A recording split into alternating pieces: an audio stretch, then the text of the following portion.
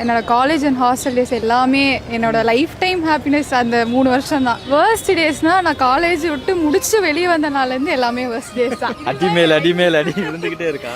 ஆமாம் ஆமாம்.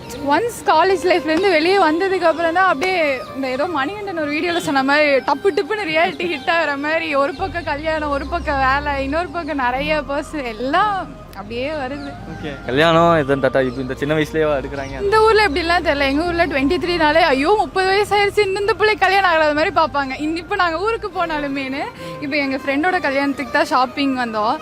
ஸோ இப்போ நாங்கள் போனாலுமே ஐயோ இந்த பிள்ளைங்களுக்கு இன்னும் கல்யாணமே ஆகலை, போச்சு இதுங்களுக்கு கல்யாணமே ஆகாதுங்கிற மாதிரி பேசுவாங்க. எங்கள் 2 பேரும் யார் அப்படி பேசுறது?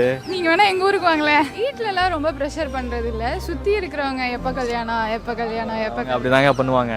கடுப்பாக இருக்கும் ப்ரோ. ஏதோ ரொம்ப எனக்கு இந்த கல்யாணமே ஆகாது போல ரொம்ப ஃபீல் பண்ணுற மாதிரி இருக்கும். நீங்களாடா கல்யாண செலவு பண்ணுறீங்க, எங்கள் அப்பா தான்டா பண்ணுறாங்க, கம்முன்னு இருங்களேன்டா அப்படின்னு இருக்கும்.